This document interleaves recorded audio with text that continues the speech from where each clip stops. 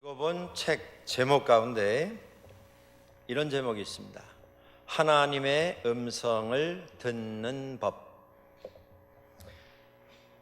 여러분들도 아마 이런 제목 관심이 있으실 것입니다.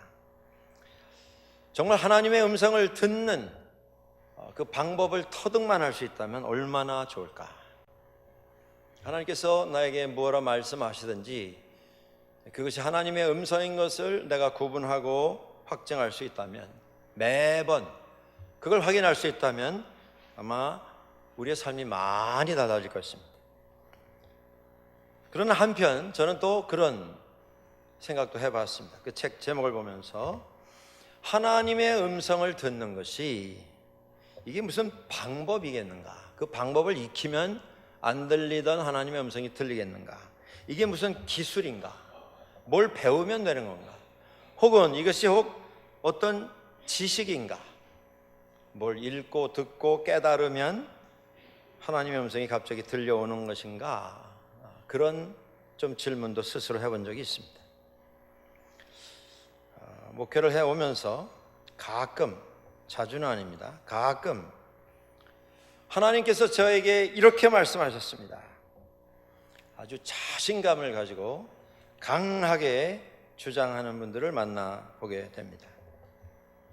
그리고 다는 아닙니다만은 그런 분들 가운데 심심치 않게 실망스러운 것은 하나님의 음성을 들었다고 하는데 지내면서 같이 교제하며 이야기를 나누어 보면 그 들었다는 하나님의 음성이 자기 음성, 본인의 음성 듣고 하나님의 음성으로 확신하는 이런 경우가 그렇게 드물지 않더라는 면, 이것이 좀 실망스러운 부분이었습니다. 세상을 살아가면서 우리들은 많은 일을 접하게 됩니다. 그 일을 대할 때에 우리가 파란 안경을 쓰고 있다면 우리가 접하는 그 사건, 사물, 그 사람이 파랗게 보일 것입니다. 빨간 안경을 끼고 있다면 모든 것이 다 빨갛게 보일 것입니다. 우리는 다 그런 나름대로의 안경을 가지고 있습니다. 그것을 우리는 좀 고상한 말로 이것이 나의 관점, 나의 의견, 나의 삶의 원칙이며 내 인생의 철학이다 라고 하는 말로 이름을 지어서 부릅니다. 그렇습니다. 사람은 누구나 차이는 있을 것입니다만 예외 없이 누구나 인생을 살아오면서 본인이 겪은 어떤 경험, 본인의 체험을 통해서 다 세상을 보는 이런 안경을 하나씩 만들어 가지고 있습니다. 저도 그렇고 여러분들도 안경을 다 하나씩 가지고 있습니다. 근데 그 안경이 똑같지가 않다고 하는데 문제가 있습니다.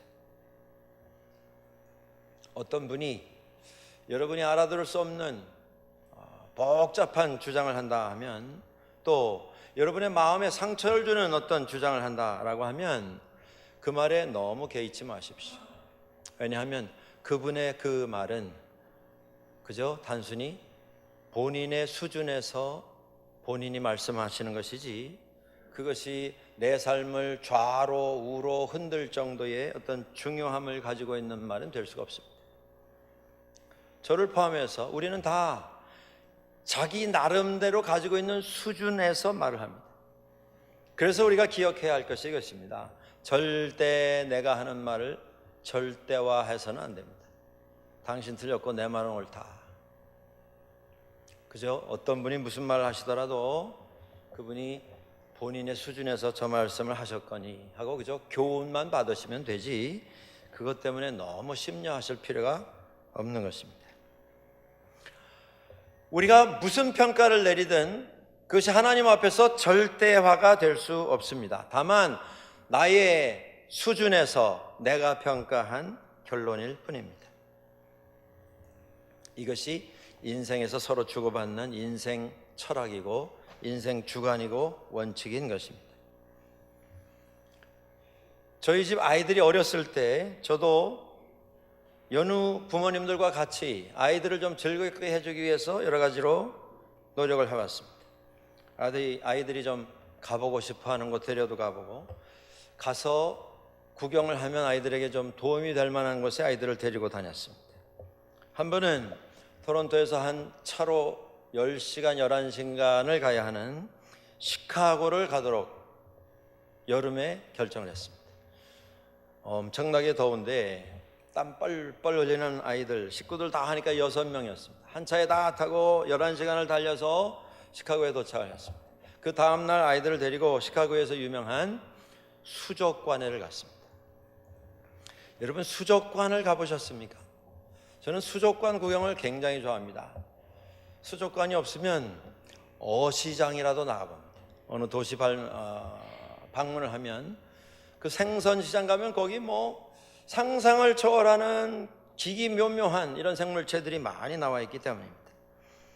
아이들에게 그 신비한, 다른 데서 볼 수 없었던 기이한 이런 고기들을 모아놓은 수족관에를 데려간 것입니다. 들어가서 그 땀 뻘뻘 흘리는 아이들을 데리고 들어가서 구경을 시작했는데, 뭐 큰 아이들은 여기저기 뛰어다니면서 구경을 하는데, 이 막내 아이가 그때 제 기억에 한 4살 정도 됐던 것 같습니다. 구경이 시작이 됐는데 한 30분 되더니 얼굴에 이렇게 네온 사인이 들어옵니다. I'm bored. 재미없음. It's no fun. 지루함. 재미없음. 한 40분 되니까 네온 사인이 반짝이기 시작합니다. I'm not happy. 정말 행복하지 않고 집에 가고 싶다. I wanna go home. 조금 더 지나니까 얘가 이제 비비 꼬기 시작하고 막 칭얼거리기 시작하고 할머니 다리를 붙들고 막 질질 끌려갑니다. 징징 울어가면서. 아마 여기 계시는 부모님들도 그런 경험들 해보셨을 것입니다. 기껏 준비해서 정성을 기울여서 돈까지 들여서 멀리 구경시키겠다고 갔는데, 구경을 시키는데 애들은 막 비비 꼬면서 징징 울면, 그때 여러분들은 어떻게 하셨습니까? 뭐 무릎을 꿇고 주님 앞에 지혜를 구하셨습니까? 제가 뭘 잘못해서 이런 결과가 생겼습니까? 회개합니다 하셨습니까? 저는 여느 부모님처럼 화가 났습니다. 짜증이 났습니다. 그래서 걔를 붙들고 이렇게 말했습니다. 여기 얼마나 힘든 데를 이렇게 왔는데 여기 진기한 것들이 너무 많은데 이거 재밌지 않느냐? 이거 보면서 좀 즐겨라.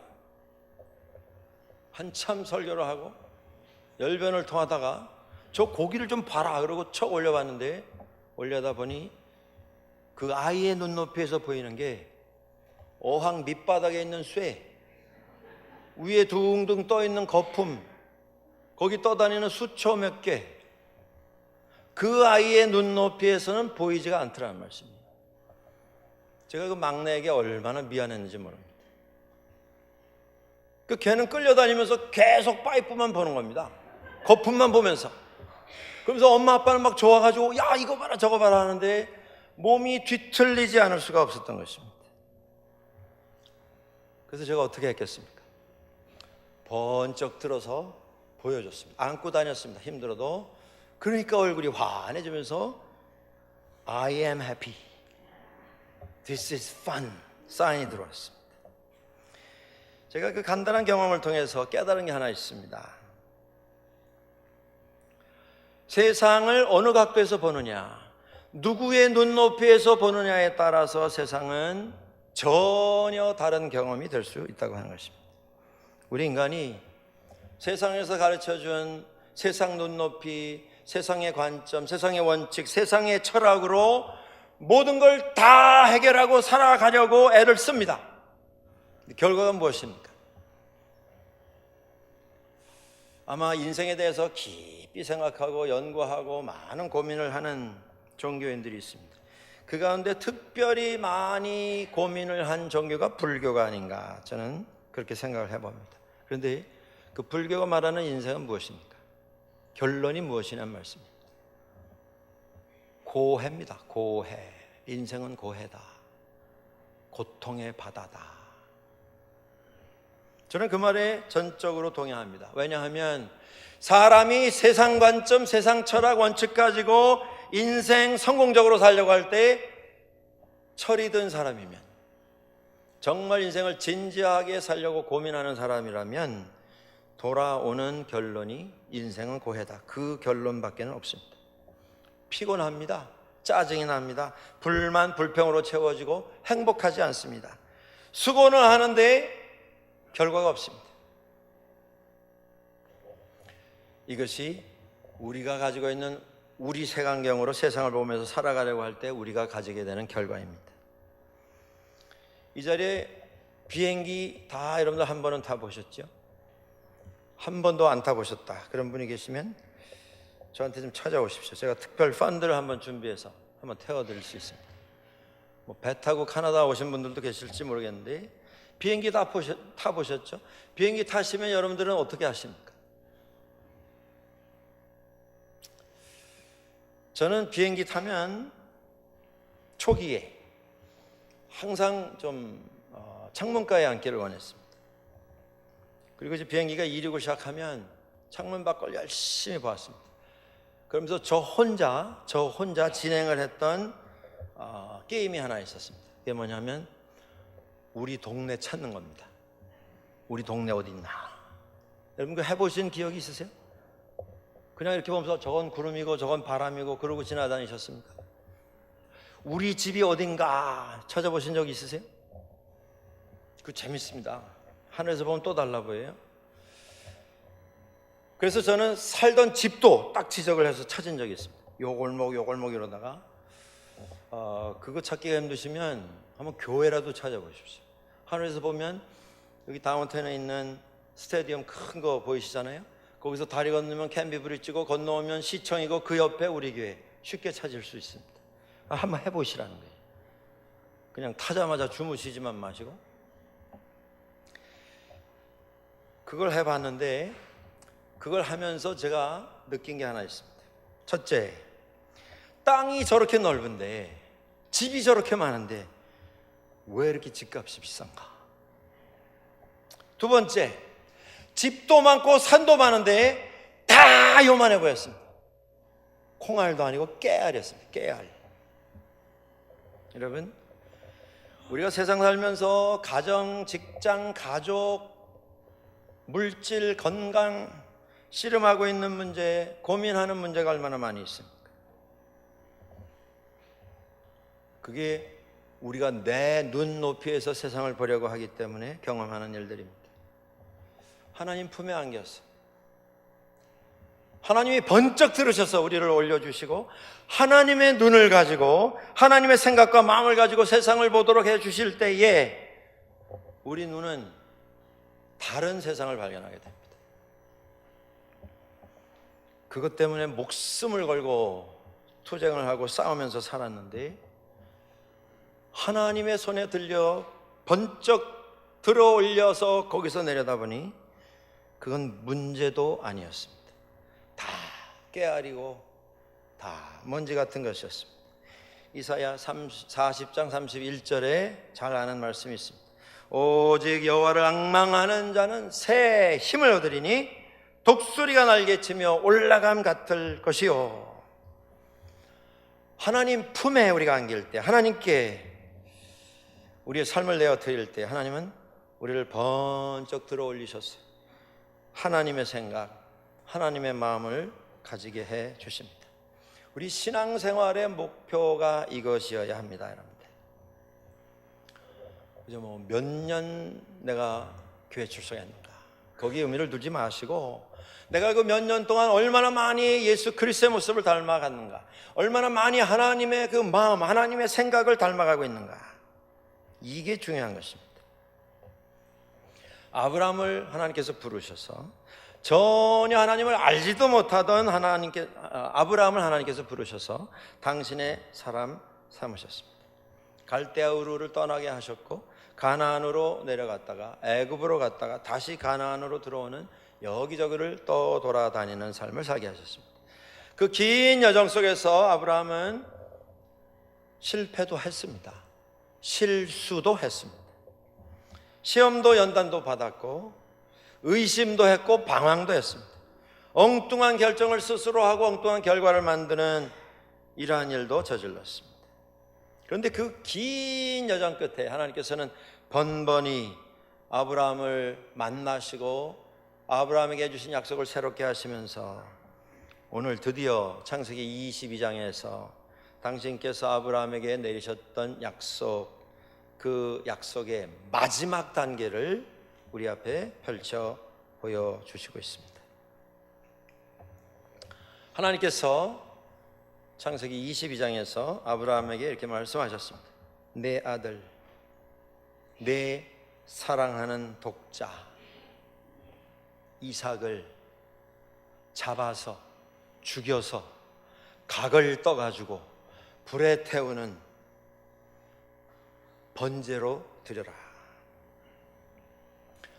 이건 어떤 면에서 조명을 하더라도 너무 황당한 주문이고 황당한 요구임에 틀림이 없습니다. 75세의 아브라함이 부름받지 않았습니까? 여러분, 아브라함의 시작이 어떠했습니까? 아브라함이 원했습니까? 여러 날 묵상하고 기도하고 하나님을 찾다가 하나님이 응답해 주신 것입니까? 그냥 바쁘게 살던 아브라함을 찾아오셔서 너의 본토, 너의 아비 집을 떠나라, 고향 땅을 떠나라, 내가 너에게 보여줄 땅으로 가라, 어디로 갈지도 보여주시지 않은 채 떠나라 하셨고, 그래서 아브라함의 믿음의 여정이 시작이 된 거 아닙니까? 그 시작된 여정에 하나님께서 약속을 하셨습니다. 내가 너의 후손에게 땅을 주어 나라가 되게 하겠다. 너의 후손이 저 하늘의 별을 한번 세봐라. 셀 수 있느냐? 내 후손이 저렇게 많아지게 될 것이다. 내 후손이 바닷가의 모래처럼 많아지게 될 것이다. 그 말씀 믿고 떠났습니다. 75세에 떠나는데 이미 늦었지 않습니까? 25년 100세가 되도록 결과가 나오지 않았습니다. 그래서 방황하고, 그래서 의심하고, 그래서 실수하고 실패도 했습니다. 애간장을 태우다가 100세 되어서 아들 하나 주셨습니다. 그가 이삭입니다. 우리의 논리로 충분히 우리도 항의할 수 있습니다. 누가 떠나고 싶다 했습니까? 하나님 떠나라 하셔서 떠나지 않았습니까? 누가 달라 했습니까? 하나님이 주시겠다, 그것도 25년을 기다리게 하셔서 아들을 주시지 않았습니까? 그런데 그 눈에 넣어도 아프지 않을 그 아들을 이제 죽여서 각을 떠서 불에 태워서 제물로 바치라. 하나님께서 아브라함이 과연 원하셨던 것이 무엇입니까?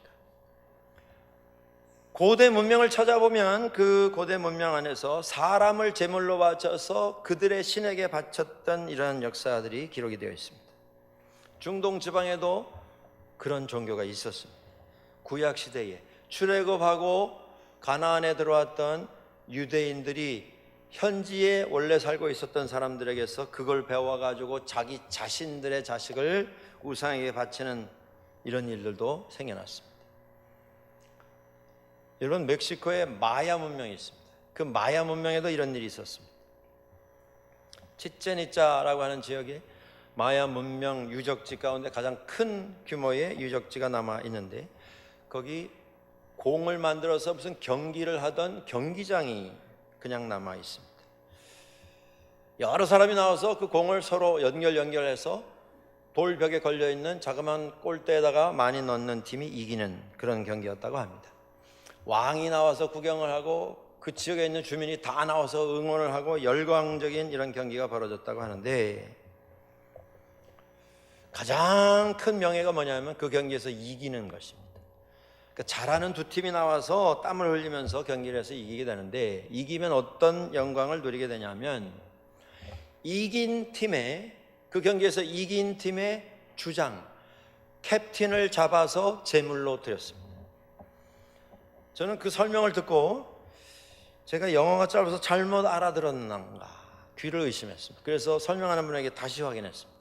아니, 진 팀 주장이 벌을 받아서 목숨을 잃은 게 아니고 이긴 팀 주장을 잡아서 심장을 꺼내서 신에게 바쳤다는 그런 뜻입니다. 이긴 팀 주장을 잡아서 바쳤습니다. 그게 가장 큰 명예로운 죽음으로 알려져 있었습니다. 하나님께서 원하시는 것이 이런 지금 어떤 특별한 의미를 가지는 명예로운 죽음, 명예로운 제사를 원하고 계시는 것입니까? 그 주문을 듣고 아브라함은 고민을 했을 것입니다. 그 다음날 아침 일찍 일어나서 준비를 합니다. 나무를 쪼갭니다. 그 쪼개는 순간순간마다 나무 쪼개지는 게 아니라 마음이 쪼개지는 경험을 했을 것입니다. 출발하여서 종과 이삭을 데리고 광야로 나갑니다. 사흘길을 걸어갔습니다. 이 사흘은 특별한 의미가 있는 사흘입니다.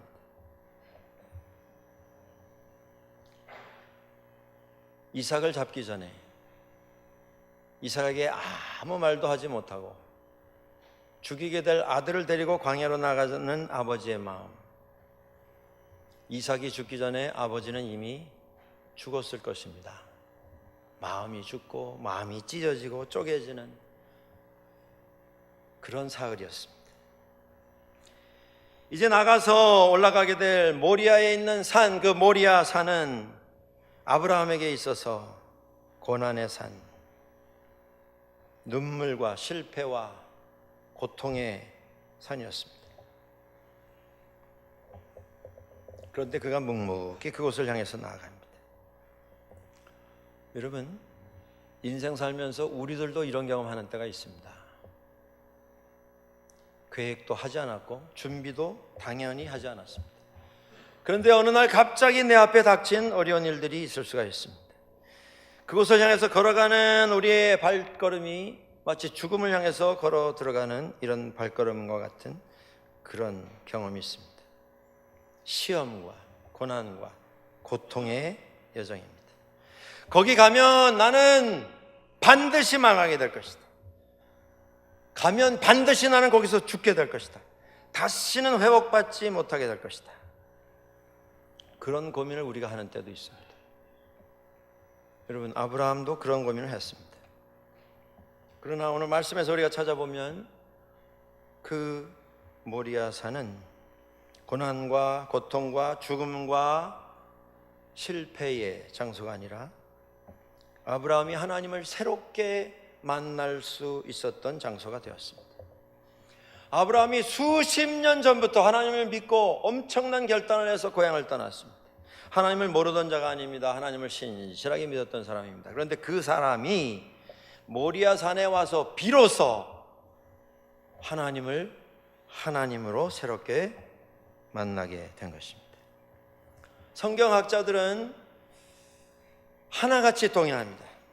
무슨 얘기냐면 신약 성경의 최대의 사건이 갈보리 산 위에 예수 그리스도의 십자가 사건이라고 한다면 구약 성경의 최대의 사건은 모리아 산에 이삭을 제물로 바치기 위해서 올라갔던 아브라함의 사건, 이것이 구약 성경의 최대의 사건이다. 이렇게 다 동의를 합니다. 하나님께서 원하셨던 것이 이삭의 피였습니까? 그의 생명이었습니까? 하나님께서 원하셨던 것은 아브라함을 축복하시기를 원하는 당신의 계획, 그것이었습니다. 그런데 그 축복의 약속은 아브라함이 모리아 산으로 가면서 그 모리아 산에서 자신이 체험해야 할 선제의 조건이 충족되기 전에는 아브라함이 경험할 수 없었던 축복이었습니다. 앞서 말씀드린 것처럼 우리가 하나님의 음성을 들을 수 있다면 우리의 삶이 얼마나 달라질 수 있겠습니까? 이것이 하나님의 뜻이고 확실한 하나님의 약속이고 계획이시다라는 것을 우리가 확신할 수 있다면 우리의 삶이 얼마나 달라질 수 있겠습니까? 그런데 그렇게 되려면 먼저 선행되어야 할 조건이 있습니다. 무슨 책 읽어서 될 일이 아니고 묵상하고 뭐 어디 가서 강의 듣고 세미나 쫓아다닌다고 될 일이 아니라 오늘 아브라함에게서 배우는 거 하나가 있습니다. 그게 뭡니까? 내가 가지고 있는 내 삶의 원칙, 내 기준, 내 삶의 철학, 내가 쓰고 다니는 인생을 보는 그 안경을 내려놓는 것입니다. 아브라함에게 있어서 가장 귀한 게 있었다면 어느 것이겠는가? 여러분들 한번 생각해 보십시오.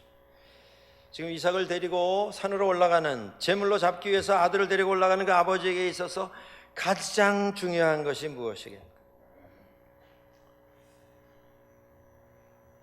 이제 세상 떠날 날이 얼마 남지 않은 아브라함에게 재산이 중요했겠습니까? 명예가, 체면이 중요했겠습니까? 그에게 무슨 장수가, 건강이? 모르긴 해도 아브라함에게 목숨을 주고라도 바꿀 수 있으면 언제든지 목숨을 내어놓을 수 있는 그 대상은 사랑하는 아들 이삭, 그것이었습니다. 그런데 하나님께서 바로 그 이삭, 그를 잡아 제물로 드리라 요구하신 것입니다. 우리 인생에 이삭이 있을 수 있다고 하는 것입니다.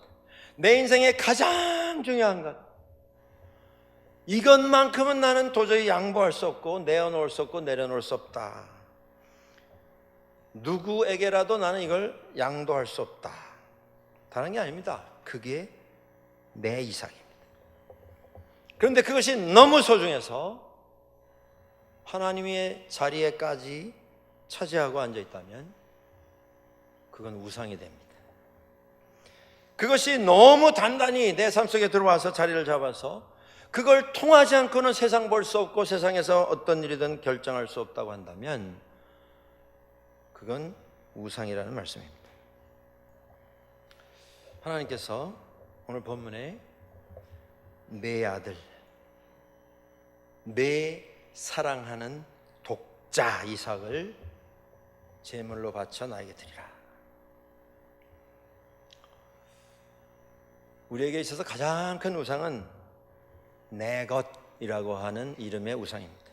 내 것, 내 주장이라고 하는 것의 우상입니다.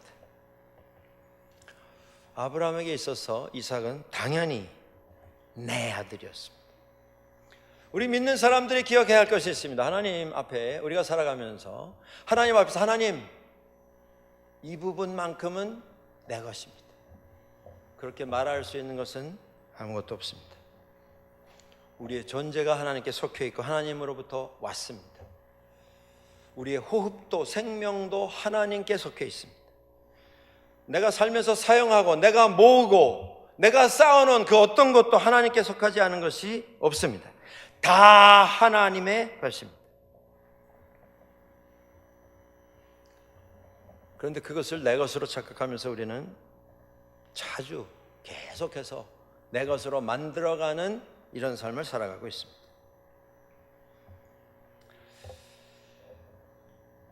저희 어머님께서 저에게 이런 말씀을 해 주신 적이 있습니다. 제가 한돌 될까 말까 한 그 시절에 그때 되면 뭘 이제 쥐고 뭐 또 어른들이 건네주시고 이렇게 하지 않습니까? 저에게 뭘 주시면 이제 당연히 받아가지고 그걸 뭐 먹기도 하고 들고 있기도 한데, 하나 들고 있는 상태에서 다른 걸 누가 또 이렇게 건네주시면 제가 들고 있던 걸 꼭 땅바닥에 놓고 다음 걸 받았답니다. 근데 몇 번 주는데 계속 그렇게 하더랍니다. 부모님들이 답답하시지 않겠어요? 그래서 저한테 가르쳐 주셨답니다. 이거 잡았던 걸 여기다 놓고 그러고 받질 말고 이건 이 손으로 잡고 또 주는 건 다음 손으로 잡아야지. 그걸 왜 내려놓냐? 몇 번 얘기를 해주니까 알아듣더랍니다. 그래서 주니까 받고 또 주면 내려놓지 않고 그 다음 손으로 받고. 여러분들, 우리가 인생 속에서 계속 교육이라고 하는 것이 이런 거 아닙니까? 우리 자손들이 더 많이 잡아야 출세한다, 더 많이 잡아야 성공할 수 있다. 이 손으로 받고 또 건네주면 꼭 그 다음 손으로 받고 또 건네주면 주머니에 넣고 빈손 만들어서 또 잡고 계속 잡으라는 것입니다. 잡은 것만 내 것이 될 것이다 이야기합니다. 하나님께서 내 아들, 내 것이라고 생각하는 그 독자, 사랑하는 이삭 잡아서 죽여서 바쳐라. 우리가 생각하는 하나님께서 우리에게 선물로 주신 것은 내 것이 아닙니다. 그걸 알지 못하고 계속 쥐고 있는 한 하나님께서 주신 그 축복의 선물들은 우리에게 아무런 도움이 되지 않습니다. 오히려 그게 화가 될 때가 있습니다. 삶의 고민거리가 그래서 생깁니다. 돈을 계속 주기만 할 때, 하나님의 것이라고 고백하지 못하고 하나님 앞에서 내려놓지 못할 때, 우리가 내려놓지 못하는 그것이 우리 인생의 최대의 약점입니다. 아브라함의 그 약점을 하나님께서 지적하신 것입니다. 나의 약점은 무엇입니까? 내가 목숨을 주고라도 바꾸려고 하는 이삭이 무엇이냐는 말씀입니다. 많은 분들에게 있어서 약점은 물질이 됩니다. 물질을 위해서 삽니다. 모든 판단과 선택과 결정의 기준이 물질입니다. 얼마가 들어갔으니 얼마가 나와야 된다. 그 철학, 그 셈에서 벗어나질 못합니다. 계속 그 계산하다가 인생 끝납니다. 많은 사람들에게 있어서 자기가 가지고 있는 자기 경험, 자기 기준, 날 때 가지고 태어난, 성장하면서 내게 주어진 어떤 기질, 성격, 자아라고 하는 자기 자신이 약점일 때가 있습니다. 이걸 하나님 앞에 내려놓을 때에 우리는 새 사람이 될 수 있습니다. 비로소. 아마 하나님 앞에서 우리가 가장 내려놓지 못하는, 끝까지 목숨을 걸고 지키려고 하는 가장 많은 사람들이 연연해 하는 우리의 약점은 자존심이 아닌가 저는 생각합니다. 우리가 재정적인 손해, 속은 상합니다. 기분 좋은 경험이 아닙니다. 그러나 극복할 수 있습니다. 근데 자존심의 손상이 오면 오래 갑니다. 내려놓질 못합니다. 하나님 앞에서까지 이 자존심 내려놓지 못하는 경우가 많이 있다고 하는 것입니다. 속담에 이런 말이 있습니다.